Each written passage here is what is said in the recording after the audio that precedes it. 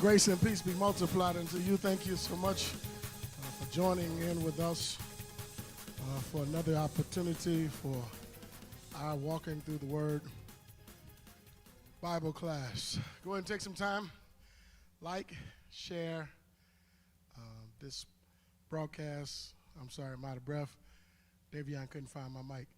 And like, share, and all of that. Grace and peace be multiplied. Thank you, intercessors, for sharing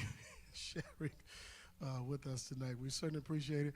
Come on and get logged in and hang out with us these next 25, 30 minutes on this Wednesday night. Thank you for all that you continue to do to make ministry go and to support what God is doing for us here at 1601.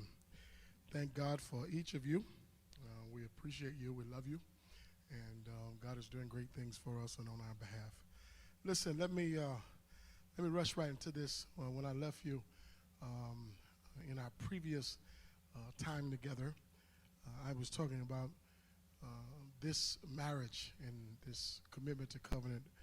I talked about what it produced, and we discovered by looking at the names in which God instructed these parents to name these children were all behaviors or their type of behavior that was produced by Israel. And so all of the behavior left them at a place of vulnerability, at a place of not having the enjoyment of the covenant, not having the enjoyment of the covenant.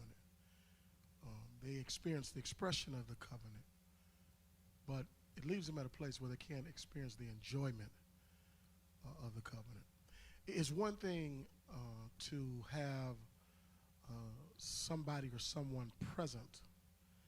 It's another thing to have that person present, and then that person serves as not only presence but protection, right?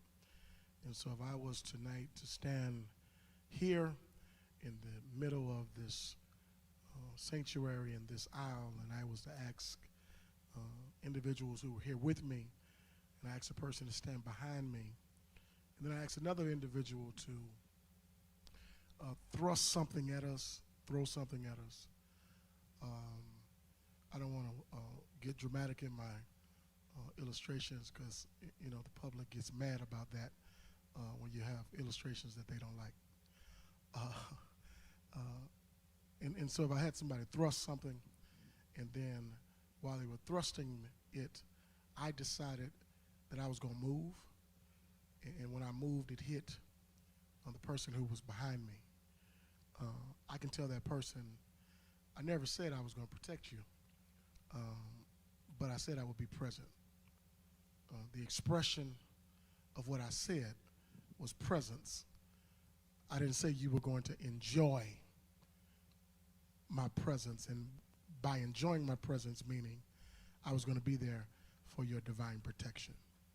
And so I believe what God is doing as it relates to this marriage and what it produced and these type of behaviors that Israel was demonstrating through their willful disobedience, and then they really didn't have to get into the covenant. Didn't even have to do it. Just didn't have to do it. They want to get in the covenant. They make the commitment to covenant, but yet,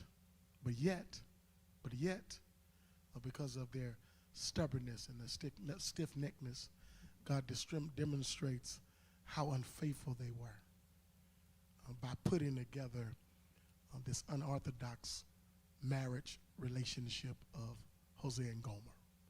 And out of this relationship, there is production, fruitfulness, and multiplication.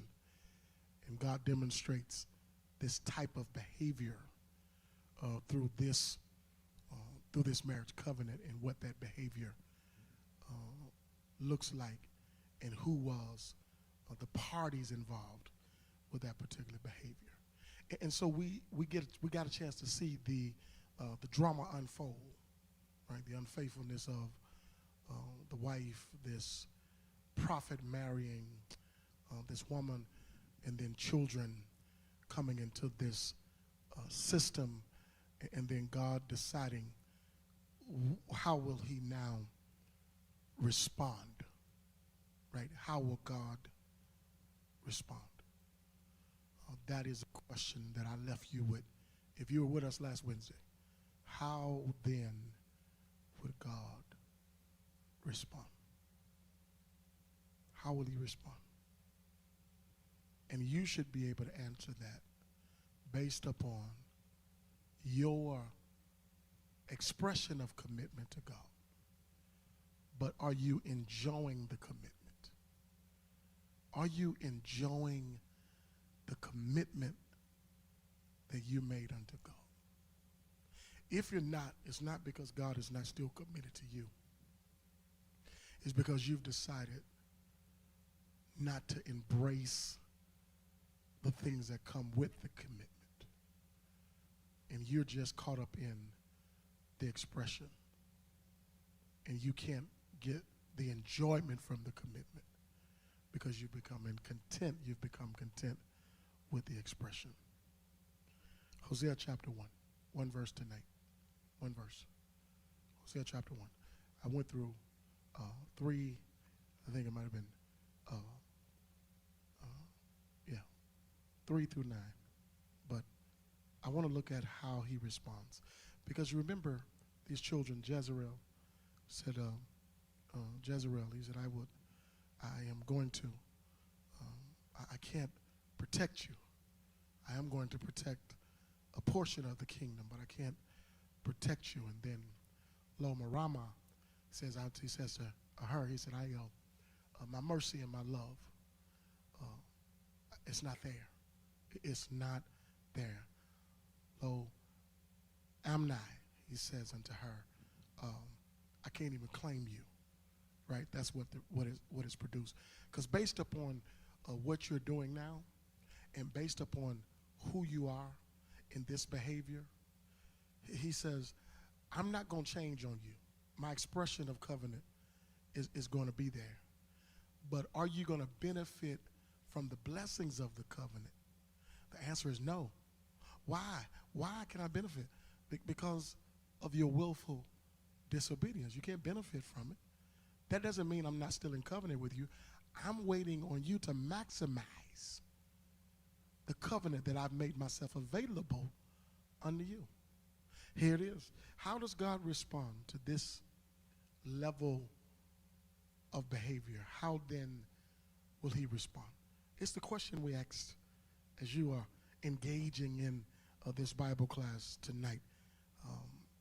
Engage with me because it matters, people of God, that we can reason together and resolve this place of commitment to covenant, because it's a true challenge.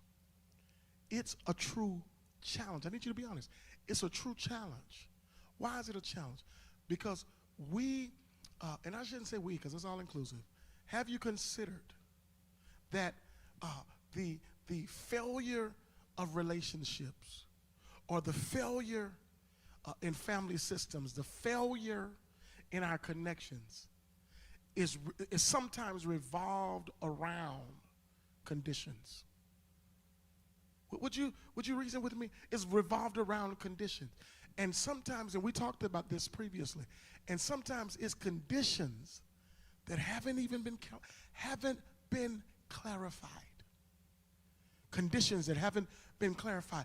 And we find ourselves at a place, and then we get hurt.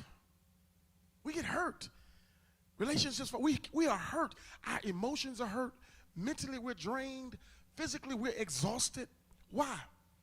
Because we never clarified that level of commitment and the conditions involved.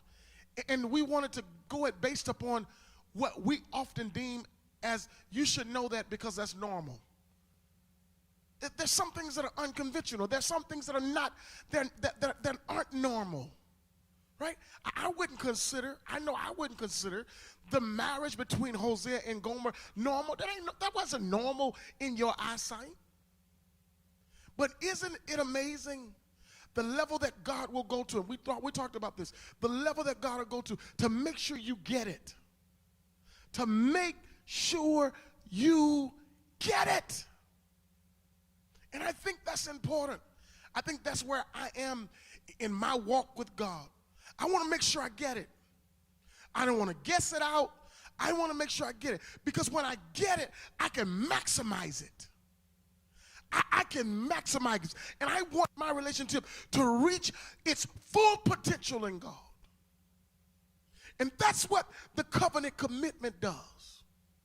It knows how to impact and change the lives of others based upon the commitment and the consistency in covenant.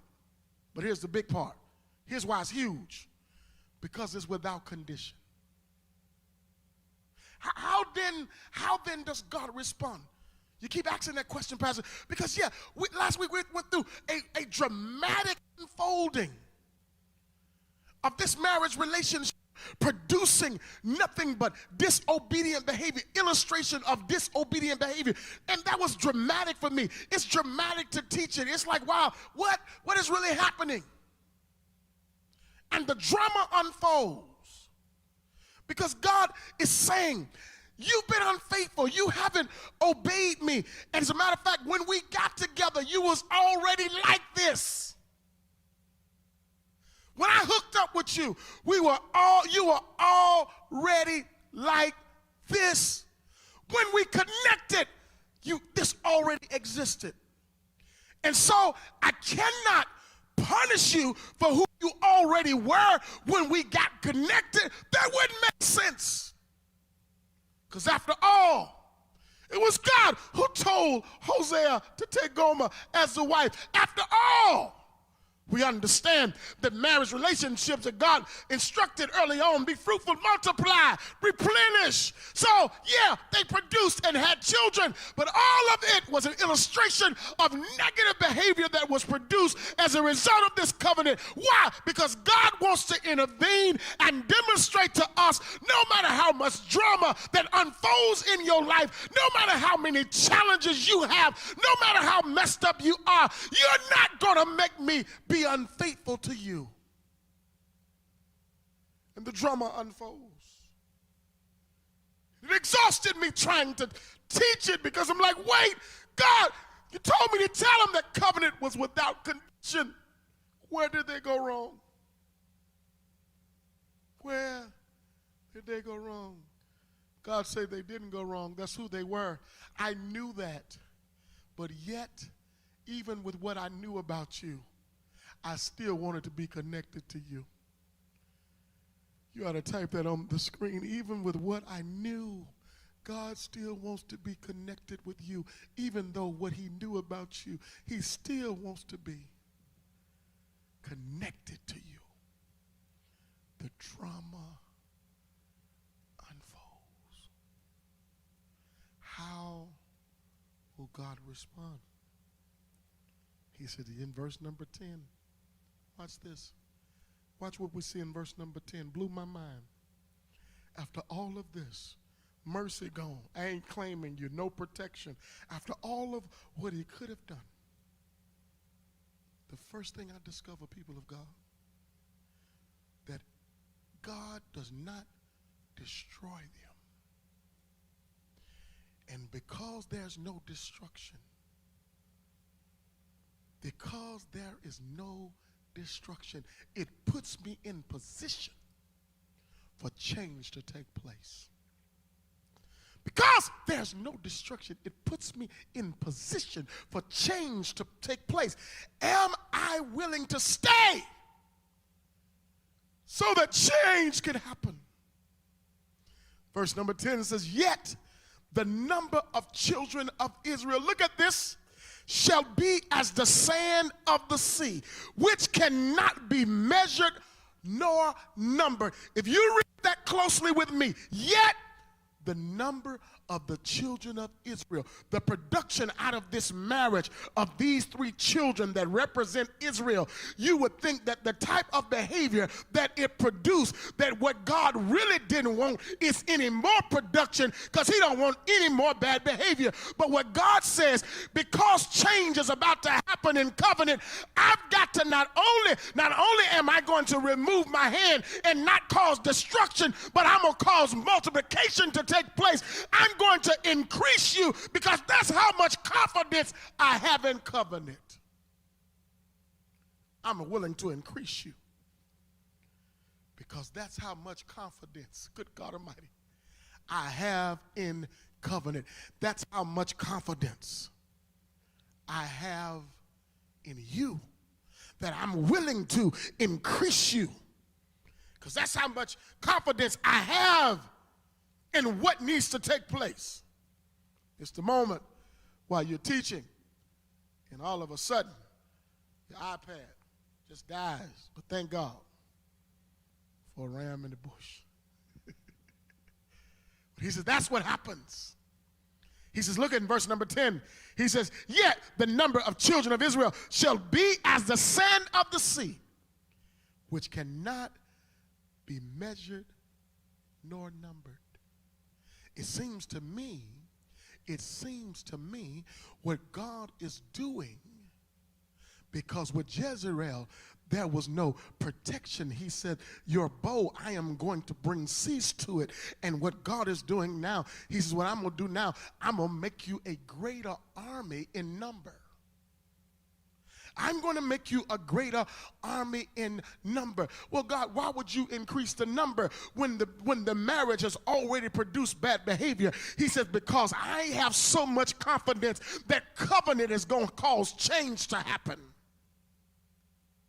He says, so instead of destruction, in verse number 10, it seems as if the drama just takes a dramatic twist, because instead of not being protected, instead of not having mercy, instead of not being claimed, God says, I am going to increase you, even though I don't like what was produced, but I've got so much confidence in my covenant commitment that I know change is going to happen.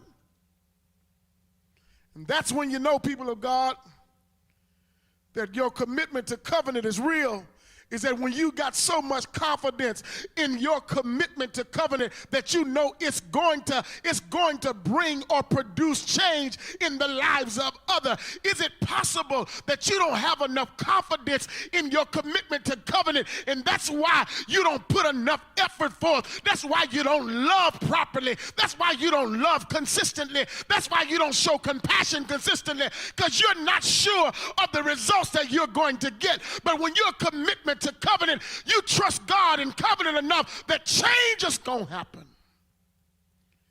He says, I'm going to increase them. And while I'm increasing them, he said, this grace is showing up. Grace is showing up. Grace is on the scene. Grace is in the drama. Grace just took center stage. Grace just the curtains just rail was moved back, and grace just stepped forward. And grace says, I didn't destroy you. I did not destroy you. And the reason I didn't, because there's still healthy production that can come out of you. And so he says there's healthy production that can come out of you. He says, which cannot be measured. That's impressive. I'm going to increase you so that they can't count. They're going to run out of numbers because of how many numbers that you're going to have. They're going to run out of numbers because of how many numbers that you're going to have. They're going to run out of numbers because you're going to have so many numbers. He says, I'm changing the names. Johnson, how can you make the declaration and the proper argument that he's changing the name? Because the definition has changed. And any time in biblical records you had a name, it was indicative of one's character, of one's reputation, of who that person was. That's when you have name. And so if you read verse number 10, I know names got to change because the definition of names are different here now. Here's what he says. He said, where is it I said unto thee, you are not my people? There shall be said unto them, you are the sons of the living God. Wait a minute. When I declared I wasn't claiming you, I named you something. But now that I want you to be fruitful, now that you're going to multiply, now that the number is going to be great, I've got to change your name. Why? Because it's indicative of what I am doing now in your life. It has changed. Why? Because the commitment to covenant now is kicking in. Pastor, then what is my commitment to covenant? First of all, people, you got to have enough confidence in covenant. Type on the screen, you got to have confidence in covenant. But then you got to understand that there's grace in covenant. There's grace. We've got to learn how to show forth grace. That's what I work on, showing forth grace. We're so hard on each other. So difficult, so focused on being so hard on each other, so critical of one another. Man, show me some grace. Because when we understand the commitment to covenant, we show grace. And instead of me taking anything away from you, I'll add to you before I take from you. He said, that's what I'm trying to show you in verse number 10. That grace is on the stage. How do you decide that, Johnson? Because the number of the children of Israel shall be as the sand of the sea, which cannot be measured, no numbered. And it shall come to pass that in the place where it was said unto them, ye are not my people, that it shall be said unto you, are the sons of the living God. He says, my commitment to covenant is going to warrant change. And guess what? It's going to be change, not change that whip you into place, but change that says, I'm going to increase you because I trust covenant enough that when you see how this covenant goes beyond just an expression, you're going to start walking in your newness. You're going to start walking in your divineness. You're going to start walking in who you really are. Why? Because commitment to covenant took center stage. It's the challenge. All of this drama for God to say, I just want to show you I'm faithful, that no matter what you do, all of this Hosea has to go through. Marrying Gomer, having children, all to say, for God to say, guess what? One side was unfaithful, but then God demonstrates his faithfulness because that is where he wants us to be. He wants us to be consistently connected and committed and not to break covenant based upon condition. I resolve that society and this world would be a better place if we knew how to operate in covenant as opposed to conditions. I resolve that our communities will be better, our families will be better, if we operated in a place of grace as opposed to a place of destruction. Because society teaches us, you do this, this takes place. Covenant says, you did that, it doesn't change covenant. I'll still be present. I'll still be there. My commitment will not change. Has your commitment changed? Has your covenant level? Is it at the place where it needs to be? The place of grace? The place where you're so confident that covenant works that you're going to stay with it because you want to see change in other people. Because remember, I told you, it goes from this place in this covenant commitment, this foundation, this relationship without condition. You go into a place of grace. Then there's going to be some intimacy involved. And then change begins to take place. Why? Because you stay committed to covenant. Where's your commitment? I want to ask you a question, Mount Calvary. With everything you do, with everything you do, with every individual you're connected to, pause for a minute and think with me. With every place that you go,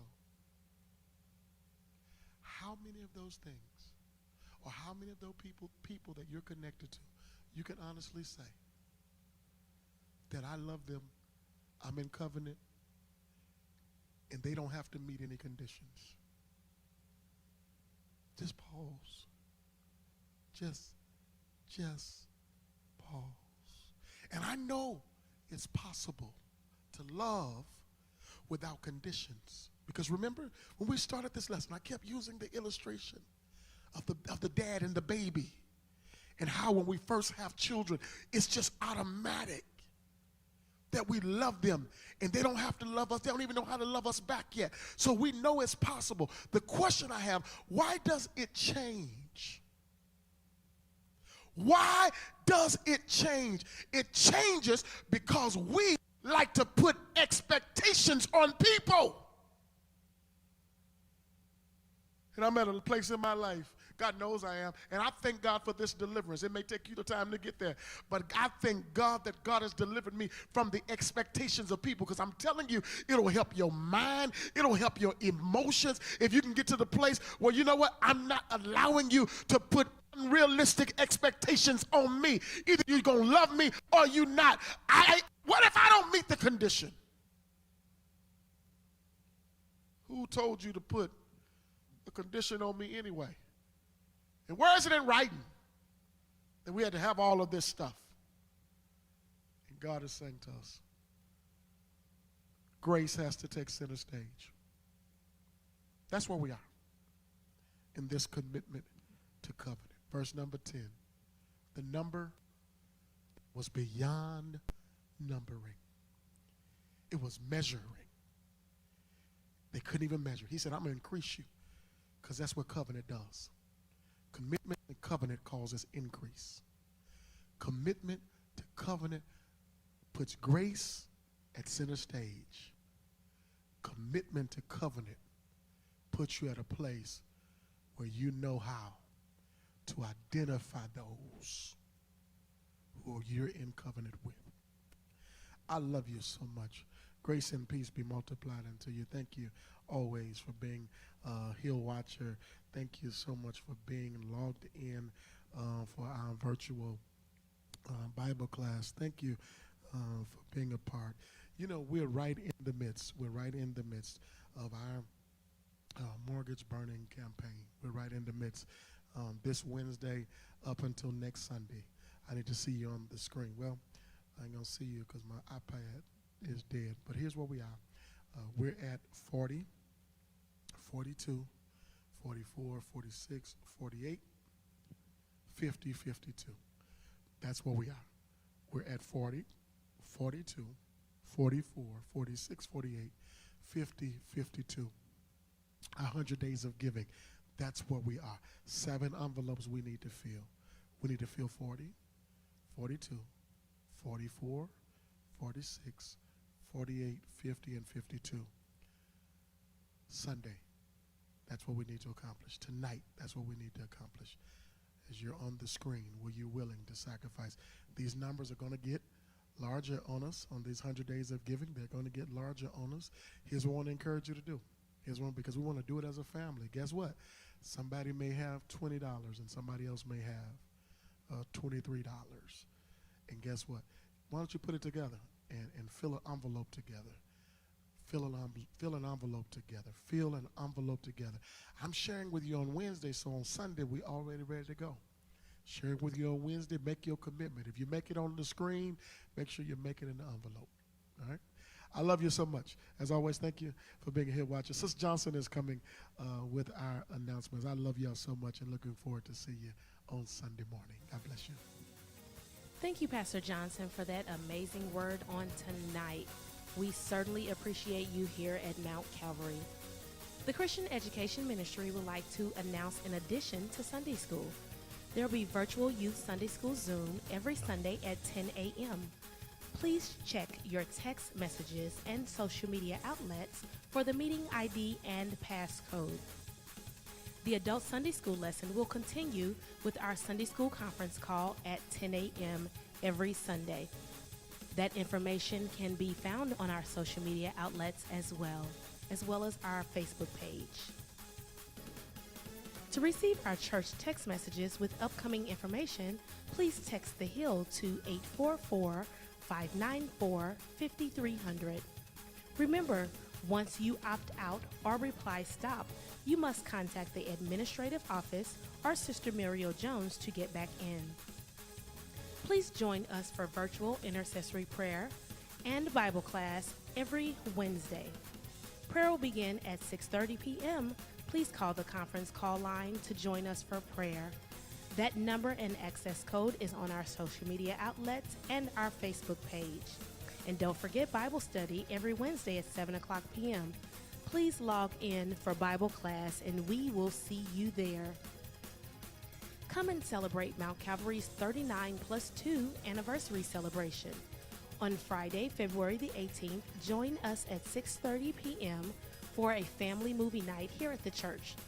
Then on Saturday, February the 19th at 10 a.m., join us virtually for a Sip and Share, which is our African American read-in themed a tribute to our ancestors. Please contact Sister Jeanette Ellaby or Minister Christopher Williams if you're interested in participating. Make sure that you contact them by February the 5th for the read-in. On Sunday, February the 20th, please join us for morning worship at 11 a.m. Pastor Jerry Wilson from St. John Baptist Church will be our guest pastor.